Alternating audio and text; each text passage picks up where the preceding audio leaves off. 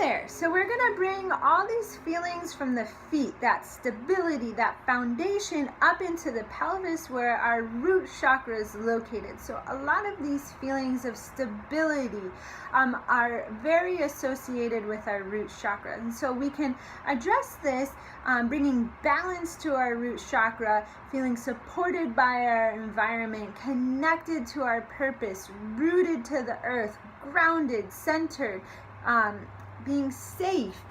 All these things we can highlight and bring to balance with yoga and the essential oils. So one way I really like to bring a sense of groundedness to my practice, since I'm very vata, so my thoughts are easy to spiral out of control. I get anxious and worry quickly.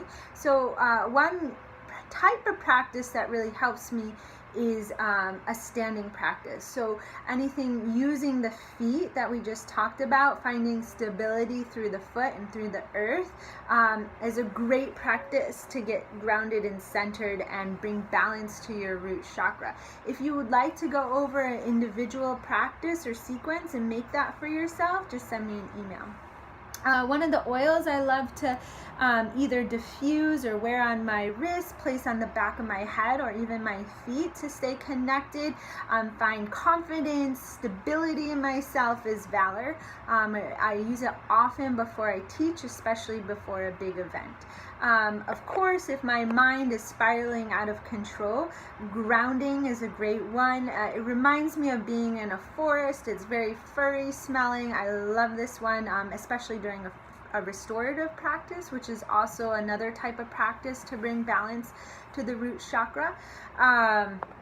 Of course, you can use abundance, giving yourself the security and the safety of knowing that you always have the ability to create abundance around you. Perfect for the time of year, for the holidays, especially because this scent is like cinnamon and clove, but also with family around. Sometimes it triggers old feelings which have to do with our root chakra.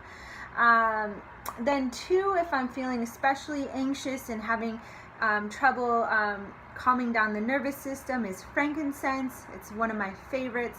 And then two others, especially to help me with sleep if I'm like spiraling out of control, but they also bring a sense of groundedness and focus and center, is vetiver and cedarwood. And here's my vetiver hack, is keeping the little dropper top on it.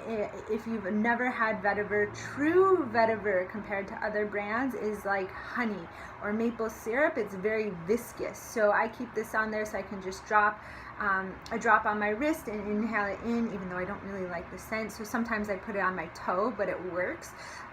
Or you can diffuse it. So that's my tips for today.